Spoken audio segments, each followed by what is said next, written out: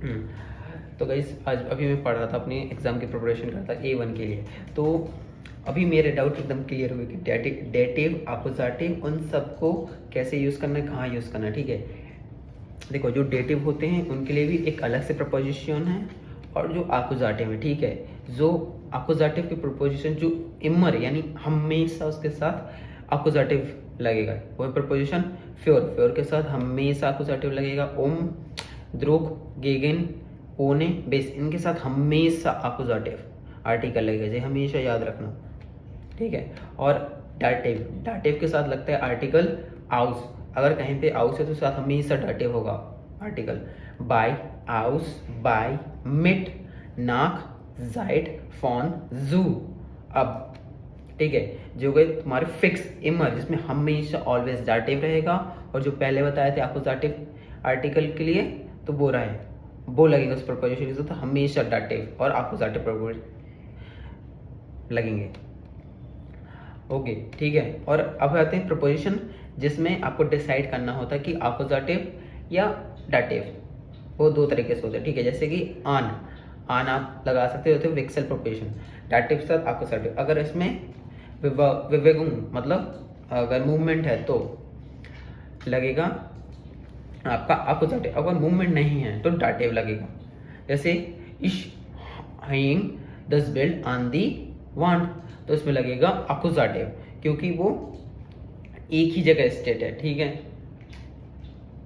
दस बेल्ट हैंग्ड ऑन देयर वांट, नहीं विवेगुम है। ठीक है, सॉरी अभी भी कंफ्यूजन है, लेकिन ऐसा कह नहीं सकते। ठीक है, दोबारा से एग्जांपल रिपीट करते हैं। वाजपेयी आन इश हैंग दस बेल्ट ऑन दी वांट, मतलब मैं जा रहा हूँ एक बेल्ट यानी फोटो को दीवार में टांगने, मतलब मैं जाऊँ रहा हूँ यानी काम कर रहा हूँ, हो रहा है।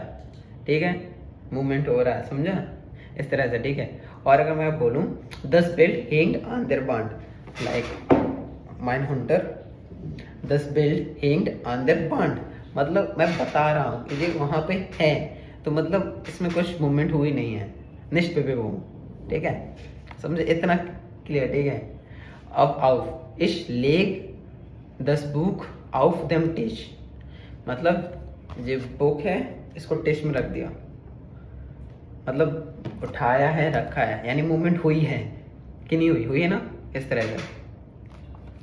और अगर मैं कहूँ दस बुक लीक आउट देम टिश, मतलब मैंने तो कुछ किया नहीं, बुक तो वहीं की वहीं थी, छुई भी नहीं है, तो इसलिए लगे यहाँ डेटिव, डाटिव। अब बोले इश गे है इन दी शूला, इनके साथ हमेशा डाटिव और अकुज़ाटिव दोनों लगता है, विक्सिल प्रपोजिशन है। ठीक है, और गे है मतलब जा रहा हूँ, मूवमेंट है। ठीक है, तो अकुज़ाटिव, सो लगेगा दी शूला।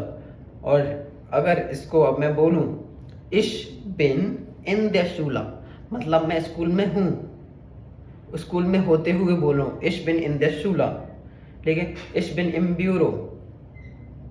ठीक है, समझे। तो इस तरह से ये अकुज़ाटिव डाटिव है। अब उंटर हो गया तुम्हारा, उंटर भी लाउफ्ट दी कल्चर लाउफ्ट उंटर देन टिश, अकुज़ाटिव की मूवमेंट है इसमें। दी कैंसर लीक्ड उंटर देम टिश, मतलब कैट लेटी हुई है टेबल में पहले से ही, हमने तो नहीं लेटाया, तो मतलब उसमें मूवमेंट नहीं हुई।